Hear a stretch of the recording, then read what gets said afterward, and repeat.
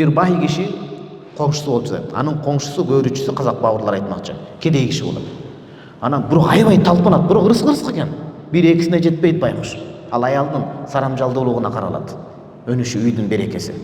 Анан аял карап отурат дагы сабыры түгөнүп анан тоокаты жетпей айтат: "Мен сени таштап кошунага кетем" дейт. Неге сүт жетпей калат да. Анан сүттү сурап байга барса, бай айтат да: "Ошону эмне кыласың? Сен сулуу экенсиң, мага эле тийип ал, жыргап жашайсың" дейт. Ооба, күйөөсүн чанып таштап кетет. Жайкысын таштап кетти да. Анан жыл алмашып, ай тогошуп, жана абал бир абал уланбайт дедик го. Адам жашоодо өйдөлдүй болуп турат. Оомол төкмөл жашоо деп коет муну. Орун алмашып, кыйын кезеңдерде бай кедей болуп, итке минип, итке минер кедей болуп, тиги бай болуп кетет. Ошондо кайрадан анан сүт сурап мурдагы күйөөсүнө барат. Барганда ойлонуп туруп айткан экен да: "Дайятил лабана фис сайф", сүттү былтыркы жайда эле жоготуп алгансың деп.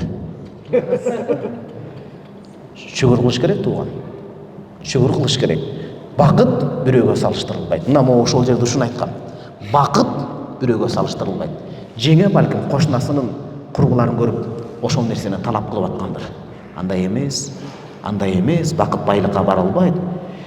Аял менен күйөөң бирге отуруп, терезесинен ызгар суу кирсе дагы жарым нанды катып калгандан сууга салып бирөө экөө күбүрөшүп жешсе, ошол бактылуу болот. Өткөндө жалдан келатып да, азыр Кытайлар жанагындай эмени чыгарып коюптур го, жүк ташый турган. Таксыр экен, жеңем жолукту экен. Экөөнүн бакытын көрсөң, чиркин-ай, сыктанасың го. Ошондой бакытты мен Lexus'тардан да көрө албайм да. Lexus'ун тышто, Марска учуп кеткенден да көрө албайсың. Экөөнүн бакыты, экөөнүн сүйүүсү, экөөнүн бири-бири менен маектешүүсү тууган.